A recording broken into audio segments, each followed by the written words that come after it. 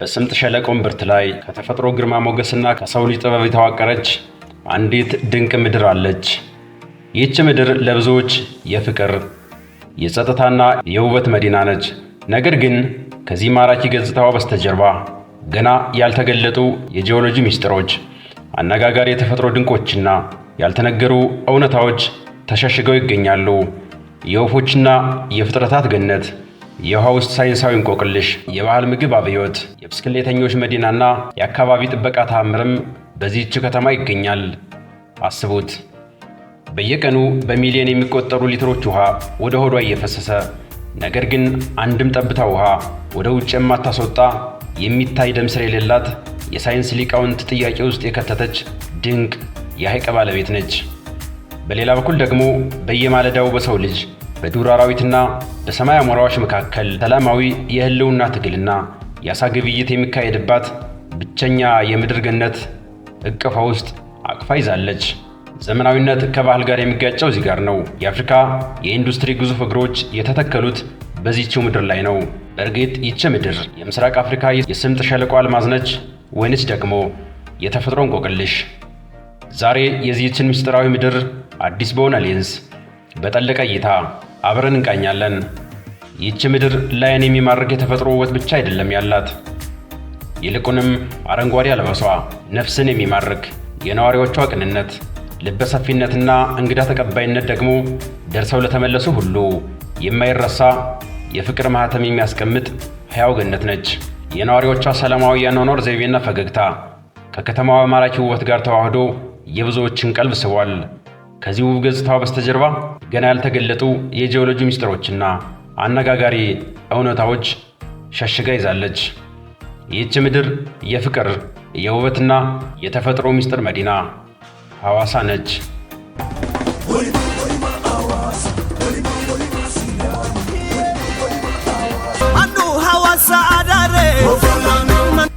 ዛሬ የሐዋሳን ድብቅ ሚስጥሮች አብረን እንፈትሻለን። እንኳን ወደ ሐዋሳ በሰላም መጣችሁ።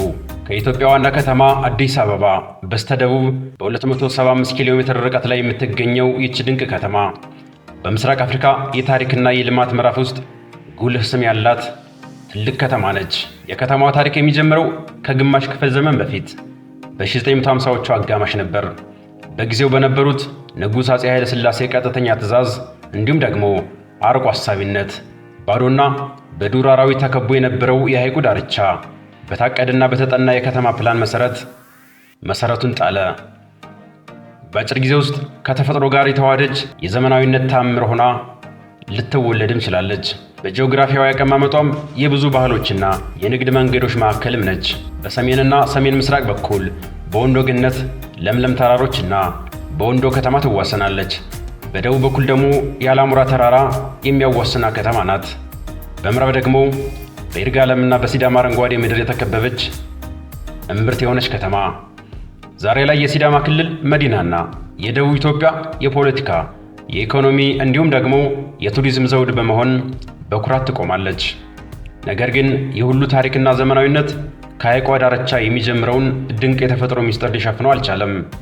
ይህች ምድር የቦታዎች ስብስብ ብቻ አይደለችም፣ የሺዎች መኖሪያ፣ የልዩ ልዩ ባህሎችና የኢትዮጵያውያን ህብረ ቀለም የተሸመነባት ሕያው ሞዛይክ እንጂ።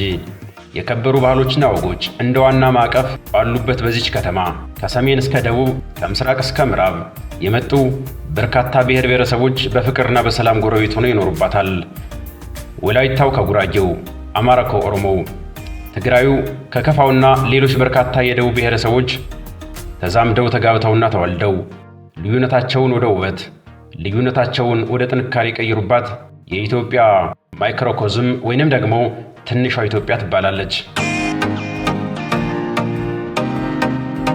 በየጎዳናዎቿ ላይ የሚሰሙት የተለያዩ ቋንቋዎች፣ ከየመኖሪያ ቤቶች የሚወጡ የልዩ ልዩ ባህላዊ ምግቦች መዓዛ፣ በበዓላት ወቅት የሚታዩት ባለቀለም ባህላዊ አልባሳት ይህች ከተማ የልዩነቶች መገጣጠሚያ ብቻ ሳትሆን የፍቅርና የአንድነት ትልቅ መድረክ መሆኗን ምስክርነታቸውንም ይሰጣሉ። በእርግጥም በዚህ ከተማ ውስጥ ኢትዮጵያ በሙሉ በትንሹ ተስላ ትታያለች። የዚህች ከተማ ህብረ ቀለማዊ ውበትና ፍቅር በሰዎች ሕሊና ውስጥ ብቻ ተቀርጾ አልቀረም። የሀገራችን የኪነ ጥበብ ሊቃውንትና ድምፃውያንም ለዚህች የህብረ ብሔሮች መዲና አንደበታቸውን ከፍተው በዜማ አሞካሽተዋታል። ታምራት ደስታና ቶክቻው ኤሃማያ፣ ማሚላና ኪችሊ ሐዋሳ ቤሌማ በስምሽ ዘፈኑ ሲደራ ያላየሽ ስናሽን ሲሰማ አይቀርም ማለቱ በለማ ሐዋሳ። ተስፋዬ ታዬ ሁሉቃ ሲዳማ በሚለው ተወዳጅ ዜማቸው የከተማዋን ማራኪ ውበትና የህዝቧን እንግዳ ተቀባይነት በስሜት ሲያንጎራጉሩላትም ተመልክተናል። አዎን ሙዚቀኞች የፍቅር መዲና አሏት፣ ገጣሚያን የተፈጥሮ እመቤት ብለው ጠሯት። የሀገራችን ህዝቦች ደግሞ የብዝሃነትና የሰላም መጠጊያ አድርገዋታል። በተለይ ሐዋሳ ቤሌማ የሚለው የሲዳምኛ ባህላዊ ዜማ ለሐዋሳ ከተማ ያላቸውን ፍቅር፣ ኩራትና የባህል ጥልቀት የሚገልጽ እጅግ አነጋጋሪና ማራኪ ታሪክ ያለው ዘፈን ነው። የሐዋሳን ውበት፣ ፍቅርና ልብ የሚሰርቅ ህይወት ሙሉ በሙሉ ለመግለጽ የዘመናዊ ሙዚቃዎች ዜማ ብቻውን በቂ አልነበረም። ይልቁንም የሐዋሳን እውነተኛ የልብ ትርታና የባህል ስሪት ለመስማት ወደ ባህላዊ ሲዳምኛ ዜማ ሐዋሳ ቤሌማ ማዳመጥ ያስፈልጋል።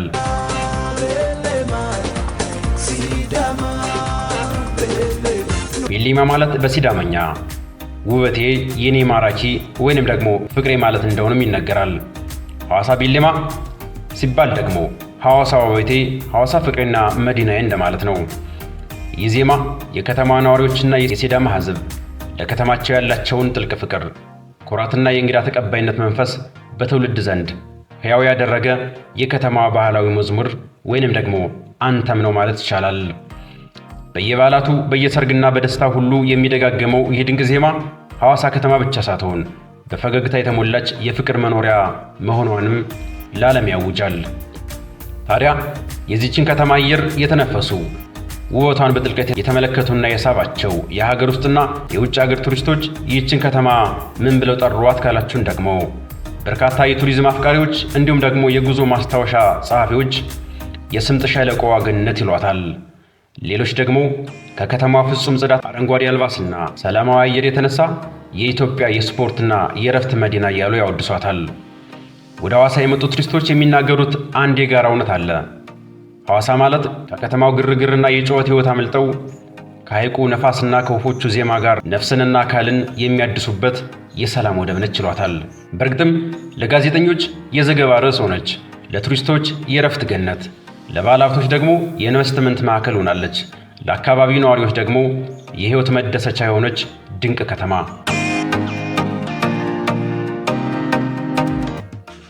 የቱሪስቶች አድናቆት እንዳለ ሆኖ የዚህችን ከተማ ፍቅር በጥልቀት የሚረዱት ግን ነዋሪዎቿና በቅፏ ተንከባከባ ያሳደገቻቸው የዩኒቨርሲቲ ተማሪዎች ናቸው።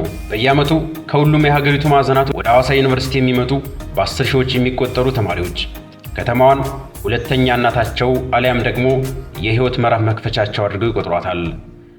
አብዛኛው ተማሪ ምርቃቱን ጨርሶ ሲወጣ አልቅሶ ነው የሚለያት፣ እኔንም ጨምሮ። ብዙዎችም ዲግሪያቸውን ይዘው ከሐዋሳ መለየት አቅቷቸው እዛው መኖሪያቸው አድርገዋታል። በእርግጥም ሐዋሳ ለተማሪዎቿ ትዝታ፣ ለነዋሪዎቿ ኩራት፣ ለተውጣጣው ሕዝብ ደግሞ የአንድነት መኖሪያ ነች።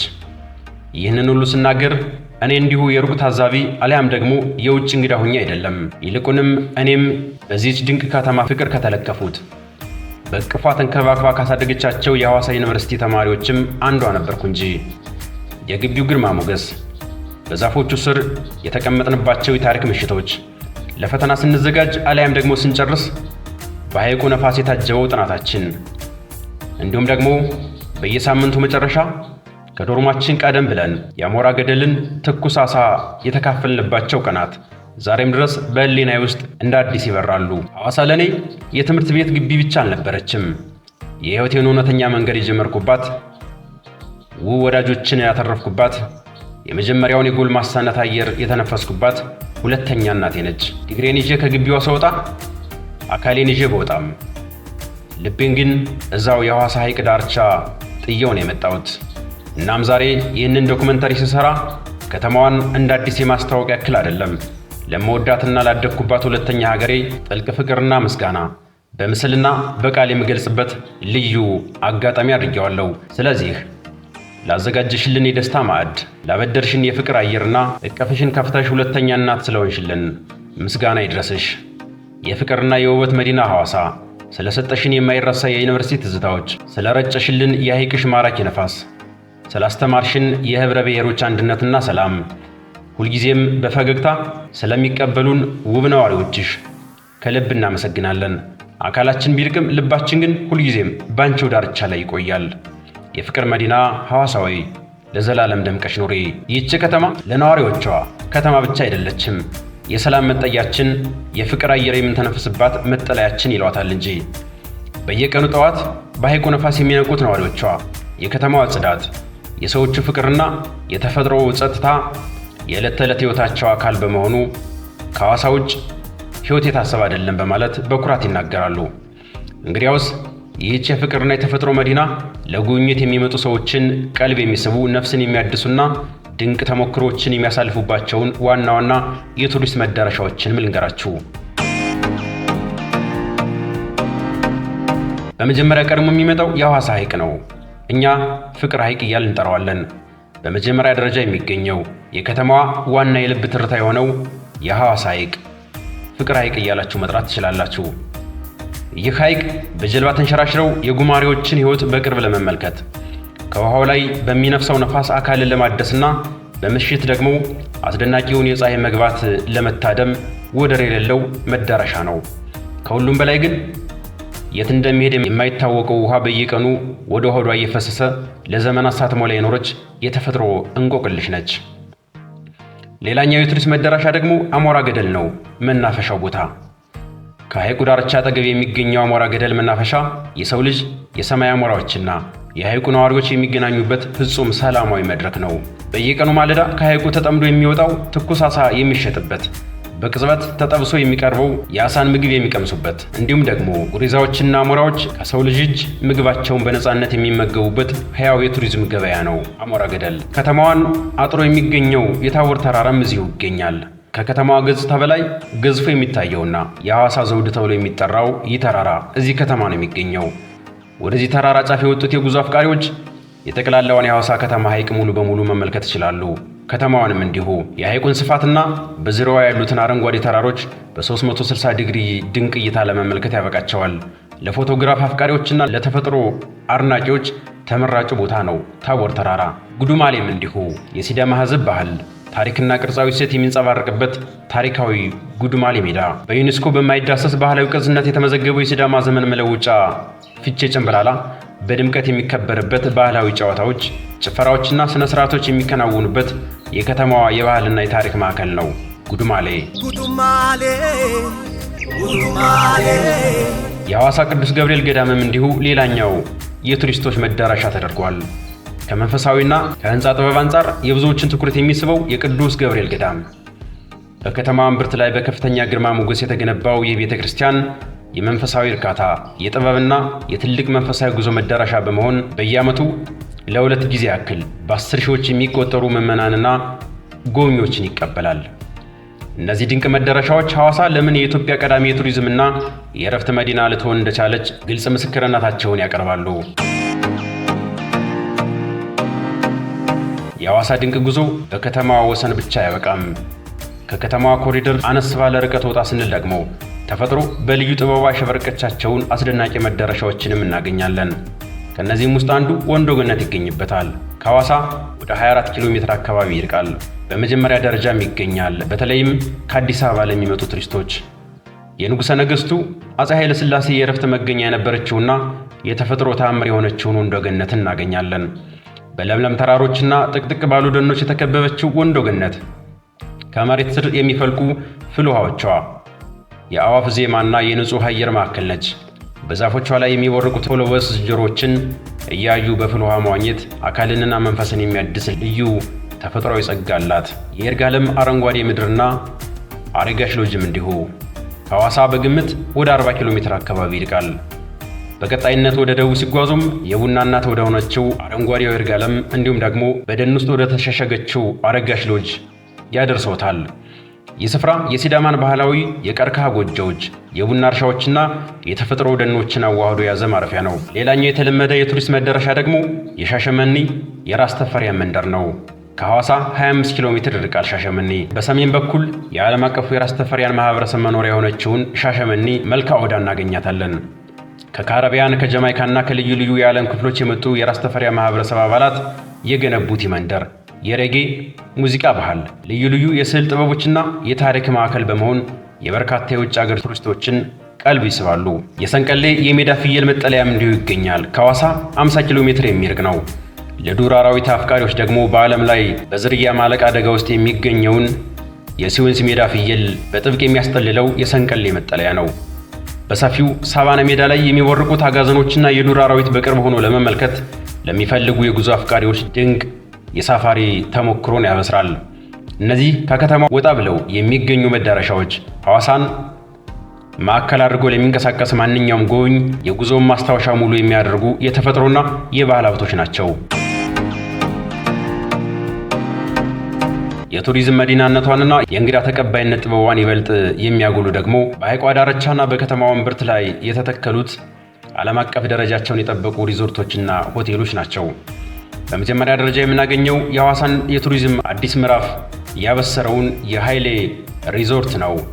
በአትሌት ሻለቃ ኃይሌ ገብረስላሴ የተገነባው ይህ ድንቅ ሪዞርት በሐይቁ ዳርቻ ላይ አርፎ ከዘመናዊ ቅንጦት አገልግሎት እስከ ስፓ እንዲሁም ደግሞ የመዝናኛ ገንዳዎች ከክፍሎቹ መስኮት የሚታየውን የማይረሳ የሐይቅ ውበት በማስኮንኮም ለረፍት የሚመጡ ሰዎችን ነፍሳቸውን ያርሳል። በከተማዋ እምብርትም ቢሆን እንዲሁ ሌሎች ድንቅ ሆቴሎች አሏት። እንደ ሳውዝ ስታር ኢንተርናሽናል ሆቴል፣ እንደ ሴንትራል ሐዋሳ ሆቴል እንዲሁም ለዩኒቨርሲቲውም ሆነ ለስታዲየሙ ቅርብ የሆነው ግዙፉ ሮሪ ሆቴል ይገኛሉ። እነዚህ ድንቅ ሆቴሎች ለትልልቅ አገር አቀፍና ዓለም አቀፍ ስብሰባዎች፣ ለንግድ ጉዞዎች፣ ለቅንጦት ማረፊያዎች ቀዳሚ ምርጫ በመሆን የከተማዋን የሆቴል ኢንዱስትሪ ዘመናዊ ገጽታ ይቀርጻሉ። በተጨማሪም እንደ ኬራውድ ኢንተርናሽናል ሆቴል ያሉ ውብ የእንግዳ ማረፊያዎችና በርካታ በሐይቁ ዳርቻ የተዘረጉ ሎጆች የሚመጣ እንግዳን በሙሉ አቅፋ ማስተናገድ የምትችል የኢትዮጵያ የእረፍትና የሆቴል መዲና ያደርጋታል። የብስክሌቶች መዲናና የአካባቢ ጥበቃ ታምርም እዚሁ ይገኛል። ሐዋሳ በኢትዮጵያ ውስጥ የብስክሌት ከተማ ተብላ ብትጠራ ማጋነን አይሆንም። ከታክሲና ከባጃጅ ይልቅ የከተማ ነዋሪዎች፣ ተማሪዎችና የመንግስት ሰራተኞች ዋና የትራንስፖርት አማራጫቸው ብስክሌት ነው።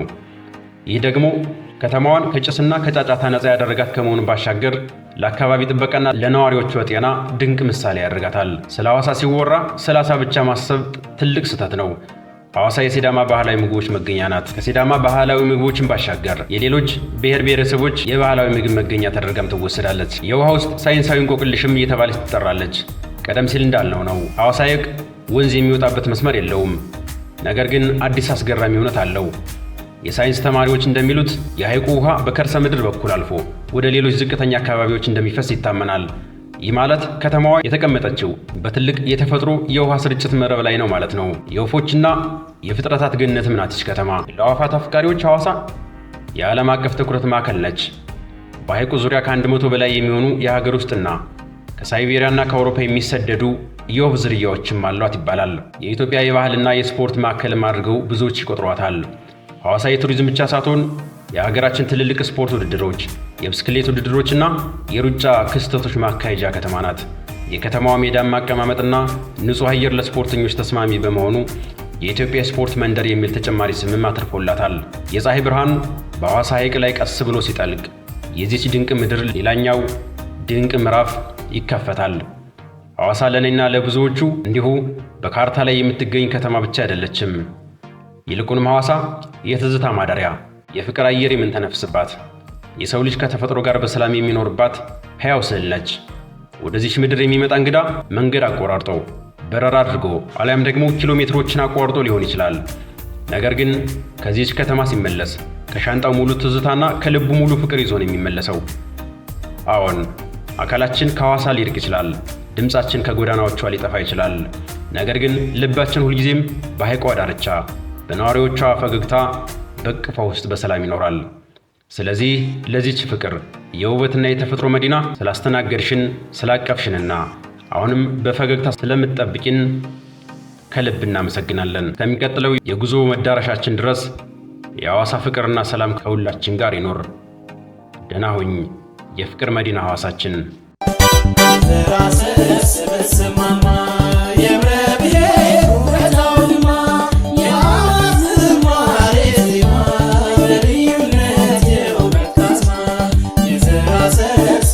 Mama